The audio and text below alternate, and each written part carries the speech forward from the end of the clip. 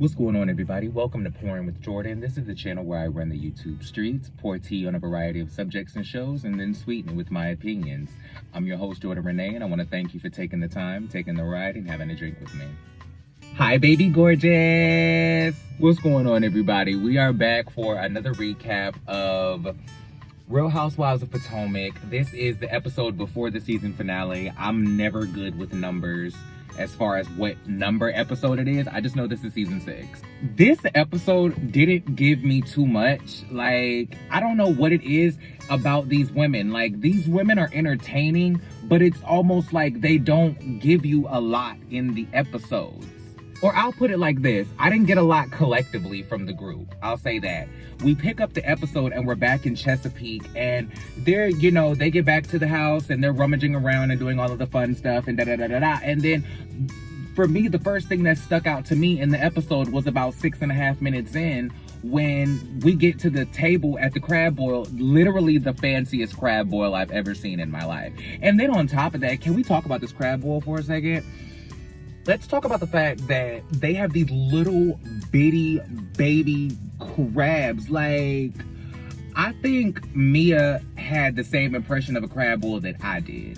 I was expecting newspaper stretched out across a fold-out table and big old bundles of crab legs and corn and sausage and potatoes, and I just expect shrimp, and I just expected something different, okay? This was like gourmet crab boil, like, girl. So we get to the table and Ashley asks Eddie if he's talked to his mother yet, and has there been any progress with their relationship? And if you remember last season, they expressed that Eddie's mother was against them getting married and that he fought against their relationship. I have a lot of familiarity with that, but it was very unsettling to see where he is now. The point that he is now, last season it felt like he really wanted things to come around with them. It felt like he really wanted everything to work out with him and his mom, and that he was actively trying to, make it better. Now it doesn't seem like he gives a damn. It really doesn't seem like he cares one way or the other. He is going to be fine regardless. His family is fine regardless. His children are happy regardless. They're good. Like, I think he's realized at this point that he doesn't need his parents around or his mother around for his life to be complete or for him to feel whole. Do you get what I mean? That is very sad. And I relate to that so much, because in that aspect, I've had to learn that same lesson. Do you get what I mean? Not necessarily in the same way. I do have familiarity with an in-law not necessarily being happy about my marriage, but the thing is, I can see it from both sides, because I am a person who has extreme mommy issues, and I also have had mother-in-law issues. So I see Wendy's perspective, where she just wants her husband to be happy, and she is the woman of his life. So if his mother doesn't make him happy, she can pick up where his mother left off and take care of him in the way that a wife needs to take care of a man, because the mother didn't take care of her son in the way that a mother needs to. Do you get what I'm saying? I think Wendy is just all for whatever makes him happy. She don't give a damn regardless, because she has enough family for everybody. So I think they've kind of rested and settled in that. And I appreciate the camaraderie between Wendy and her husband, because that is something that is very tough to deal with. Because Wendy could be very bitter and very angry about it and be like, well, why should I care? Like, your mama don't like me and I ain't never been nothing but nice to her. She didn't come to the birth of any of our children. She hasn't called any of them. She hasn't been to a birthday. She hasn't done anything. Like, why should I care? She could be just as angry. She could be angrier. Do you know what I mean? But she instead is selfless in this moment. And she is just so giving to her husband. She is so relinquishing of her own pride to make sure that she is everything that she needs her husband to be in this moment. And I really appreciated that. And I really appreciated it last season too, because Wendy stands 10 toes down for that man. And that is something that is just so beautiful to see. I love seeing that. So when you see that side of it, it makes you understand why she's so quick to go the hell off about her husband, even if it's just somebody mentioning a rumor. I can see why it would be that light. Do you get what I mean? I can understand. The situation with Ashley and Gordon. There's a couple of ways that we can look at this situation, to be perfectly honest. But Gordon, I get that you were just joking, right? I get that you were just joking. I get that you were making jokes, having fun. Ashley don't want them jokes. Ashley does not find it funny. Ashley has asked you to leave her the hell alone. So why do you keep bringing up Ashley? Like, she has clearly made it known. She has communicated to you in the clearest articulate fashion that she does not feel comfortable with you joking about her sleeping in the corner. She is a new mother. She has 2 kids under 2 and she is tired as hell. Let her get a damn nap. Like, nobody needs that. Especially when the reason she's so tired is because of that. Do you get what I'm saying? Like, if she just fell asleep from being drunk in the car, I'm sure it would have been funny. Like, I'm sure she wouldn't have been as upset about it, blah, blah, blah. But she's tired because she's run ragged from taking care of 2 kids and also trying to scrape together the pieces of her damn marriage with Michael Darby, who was out here looking for one. I'm gonna leave that alone, because the producer in the confessional got me together. When the producer in the confessional asks Ashley, so do you think Michael and Juan have a bromance? And the fact that it makes her that uncomfortable is so funny. Like, she has to, this is the part that's almost sad, because it's like we're watching her just come up with ways to defend Michael, and she's running out of capes. She's running out of capes. She's running out of caps. She's running out of excuses. Like, it all just looks more suspicious than she can account for at this point. Do you get what I mean? Mia, I get that you want to let your husband be himself, but you have got to, like, at some point you have to step in. And she stands 10 toes down with Gordon, which is good, but she's like loyal to a fault when it comes to Gordon. Like, she will ride with her husband even when he's wrong, right? And she'll try to call him out in private, but he'll be so hyped up in the moment that she would just back down just to keep down the conflict. So it's like, okay, that's a little,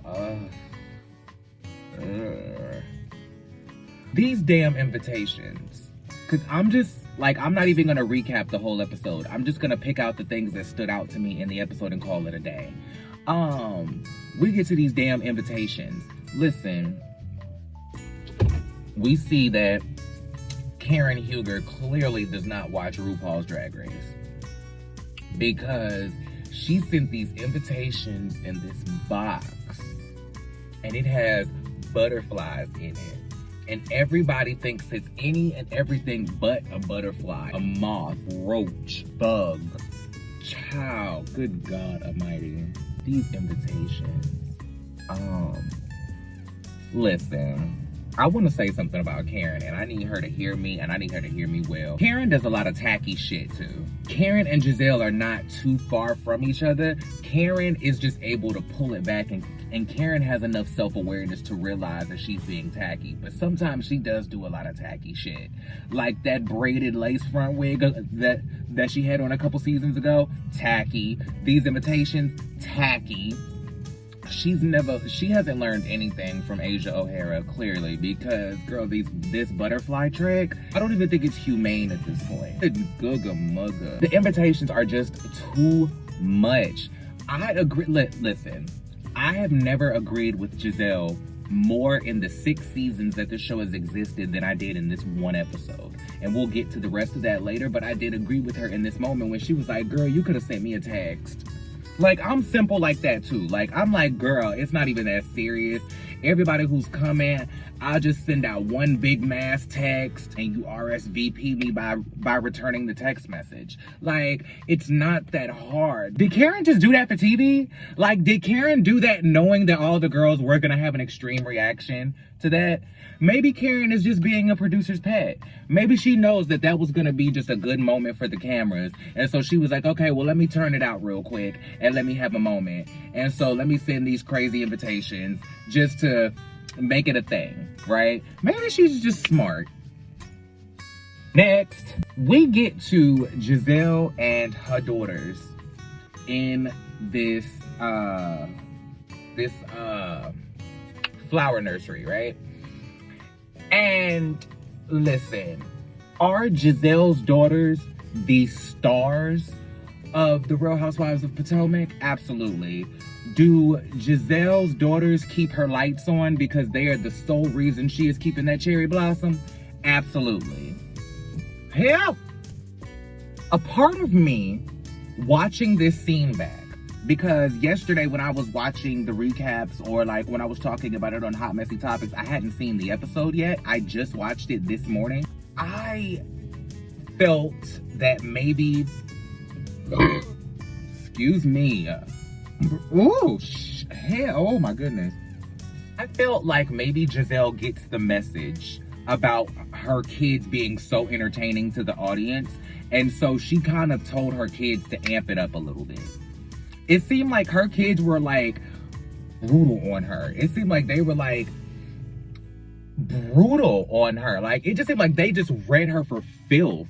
I didn't understand that moment. It just seemed a little too put on. It seemed like Giselle, before they got there, was like, listen, the audience loves when y'all read me, so I'm gonna give y'all this one opportunity to just read me and just say whatever y'all want, okay? When I ask you the question, y'all just go and just say whatever you want, long as you don't disrespect me. But I want you to be honest as you can, okay? That's what I feel like. She had a pep talk with her girls, and when that camera went on and she asked that question, they went and they delivered. They definitely delivered. Hands down to that. Them girls are on. If they ever do a Real Housewives Kids edition with the girls, they need at least Grace to be on there. Cause good mugga. I appreciate that they were honest enough to tell her that, like, y'all were not good examples for us when it comes to love. Like, what you saw was a marriage that happened and then it disappeared. We never saw any of that. We have never seen you all together, so we have no idea what a functioning relationship looks like. That is powerful. It's amazing the things that you relate to that you don't ever think about. I am effed up, bro. Because I can think about that, like, my parents were never married, and I don't remember a time where my parents were ever together, right? So, like, and... well, I'm gonna leave it right there. I understand exactly what they were saying. Do you get what I mean? Like, I get that. So it's like, I hope that they process the examples that their parents set for them differently than I did. I hope that they don't internalize and they just use it as a mold of what not to do, right? I hope that they don't let their demons with their parents traumatize them. But I don't think that their issues are as bad as mine are. Like, well, anyway, we go to Giselle's therapy session because I'm just gonna get Giselle out the way completely together, and then I want to go to Ashley, and then I want to do Mia really quick first and then do Ashley, and then I'm gonna wrap this thing up. We get to Giselle's therapy session, right? And it just seems like from the therapy session that she went to 2 years ago, the last time she saw the therapist, or the last time they showed her seeing the therapist, it seems like she hasn't grown very much. She's still suffering from a lack of emotion, and she still is not able to give all of herself to a man, right? She still has these extreme trust issues. She's still not able to give of herself in completion to a man. She's not able to fully commit to a relationship. And so I'm trying to figure out what tools is this therapist giving her to help her, and is she taking them? Like, is Giselle doing the homework? Do you get what I mean? Because while I understand Giselle's thought process when it comes to what she's doing, I understand exactly what Giselle is thinking and why she does what she does. It makes complete sense. I operate very similarly to that, which is why I said it's crazy, because I have not liked Giselle.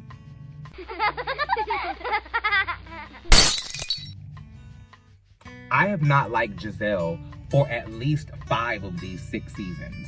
I'll give her 4. I haven't liked her for at least 4 of these 6 seasons, right? I have never understood her more than I have in this episode. That therapy session, for some reason, it just made me feel like I related to her. Like, I understand how checked out she is to emotion. I can understand what that means to be just blocked out. I can understand what that means to just operate from a place of your shell. She's a shell of herself, right? And her emotions are reserved for somebody who is deserving of seeing them. And until then, they will be floating like the rose under the damn glass thing. Like, I completely understand Giselle in this moment. Damn. It's hard because, like, when you are scarred and when you have suffered extreme trauma, extreme betrayal, extreme hurt, and on top of everybody processing things differently, like, there's a lot of ways that that can take an extreme toll on you. Do you get what I mean? So, seeing Giselle really unpack those layers to her issues made me understand her a bit more. I don't feel for her because she still makes some really, really crappy decisions. But it made me understand her a little bit more because I relate to the way that she operates when it comes to interactions with men, specifically. That is the only way that I relate to her, other than the way that she wants to raise her children. I relate to her in the way of her just wanting her children to be free women and to be women who understand their power and their beauty and their essence, all without it having to ever be attached to a man. She wants them to be whole people within themselves. And that is the way that I want to raise my daughter as well. It's like, you don't need to be in a relationship to feel complete. You complete yourself and then you meet somebody else at the 50-yard line. You always bring 100% of yourself to the 50-yard line and meet somebody halfway. Do you get what I mean? So I appreciate that she wants to teach them to be strong, independent women. She also is not teaching them how to be vulnerable at the same time, though. Do you get what I mean? But you can't give what you don't have. And she knows how to be strong. She knows how to be independent. She knows how to make it on your own. That she can teach her daughters. Nobody's going to teach them how to be vulnerable with men. All Giselle is going to teach them for how to look out for their BS. So there's good and bad with that, but there's definitely not balance, and that's what she needs. Let's move on to Mia real quick. I feel terrible for Mia that situation happened with her mother. They left her to babysit the kids. Now, mind you, how long has Mia's mother been out of rehab again? I feel like it hasn't, or rehab. I think she just got out of prison. Didn't she just get out of prison? Like she just got out, right? Like, didn't she get out over the course of the season? So maybe this was too much for her, watching the kids by herself. Like, has she been alone with them before? Is this the first time that y'all have left them with her? I needed to, like, fill in those gaps a little bit to make a more well-rounded kind of assumption. But I'm a little bit confused because I didn't understand why y'all felt that it was okay to leave her alone with the kids in the first place. Like, that's why I'm asking, is this the first time, or have y'all left them with her before and it's all gone fine and this was just the one time that it just blew up and went to hell? That is what I'm trying to understand, because if my mother just got out of prison and is trying to adapt to just being in the world, being free, just trying to adapt to being a free woman, I would not feel comfortable placing the responsibility of children solely on her. Do you get what I mean? Now, mind you, if what Mia said was true about her calling that many times because she couldn't decide what to feed the kids, then that is something that is very minute, and her mother could have figured that out on her own. I mean, did she raise any of her children? Anyway, I'm not coming for her mother. I feel bad. And what's crazy is, if anything from this show turns her mother back to drugs or makes her relapse, it's gonna be that situation. It's not gonna have anything to do with that fight with Candace. That's gonna be the hardest part for me to swallow, is that if anything is gonna be hard for her mother, it's gonna be that moment.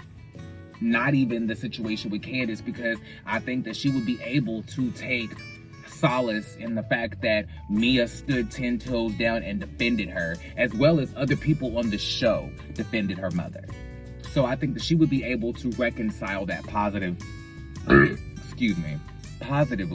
But this, I'm sure she probably feels like there was nothing wrong in her actions, and so them talking about it is only throwing more salt on her. So if anything happens from the filming of this show, it would probably be from this moment, and that's the most painful part for me, is that Mia already, like, it feels like Mia carries a lot of guilt. It feels like Mia carries a lot of guilt for some reason when it comes to her mother. It's like a protective thing, but it also is like she feels a lot of guilt, like she has to, and it's like a protective aura. So I know that's hard to carry with you, and I just wish her the best with that. Seriously.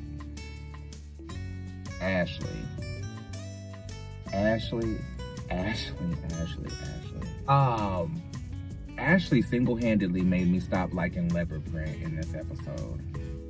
That's 1. 2, why didn't she take her hair out of the damn bun? 3, this entire scene was cringy AF. I can't get past the fact that the woman on the show who was married to the man who is consistently in some sort of scandal, her husband used to own the most scandalous hotel probably in American history. Like, you can't write this, people. Like, no. They get to this hotel. The whole scene is awkward. Everything about their interaction is awkward. When she opens the door and he's like, oh, this is, nice. He looks uncomfortable. She is now awkward because she's trying to put it on and she's trying to make everything go right and turn him on and simultaneously not look like a jackass on television. All just uncomfortable. She's asking him, does he like cheesecake? Like, they've been together for a long time. Like, you don't know if he likes cheesecake or not. But anyway, whatever. Semantics. They have this conversation. If you're trying to have a sexy night with your husband, I don't understand why you would start talking about the other housewives and your job, which cause him so much grief and strife. You lucky that his ass will film this show at this point. So I don't understand why you would even bring that up when you trying to get some sexy time in. Like, wrong road. And then I don't understand why you would start talking about the other housewives anyway when you know that's gonna be a one-way ticket for Michael to start talking about Juan. Girl, you set yourself up for that. And we all saw how uncomfortable you were watching your husband fiend and fawn over Juan. That's why you had to cut him off and was like, okay, let's talk about something else now. It's just uncomfortable. And I'm sure when they entered that bedroom, the way that they edited, or the way that we saw that was not the way that they edited it. Like, they walked in and they were having this sexy moment, and then he was just all of a sudden out the blue was like, hey, do you see all the buttons next to this toilet? Well, I'll be ready when you get here. That seemed like some choppy editing. So I'm not even gonna put anything into that moment. All right, everybody, that was the episode. That was pretty much it. They gave what they gave. It was all right. I am surprised to say the best thing about this episode was Giselle for me. I am shocked to say it. She literally was the best part of this episode for me. I got the most from her. This is the most I've ever seen Giselle work on television without being shady to another person. So I hope that the tea that I poured on all things Real Housewives of Potomac was entertaining for you guys. I hope that my opinions sweetened the hell out of it for you, and I hope you got something different from any of the other recaps that you watch from it. That's really my goal, is to give you guys a recap that truly has a different perspective on the Housewives, more so than just talking about what happened in the episode. I want to kind of take impactful tidbits from each episode. So if I'm giving you that, please let me know in the comments. Please make sure you guys like, share, subscribe, follow, comment, hit the notification bell, do all of those things at the things. Make sure you guys follow all of my friends, and yeah, I'll holler at you guys later. Peace.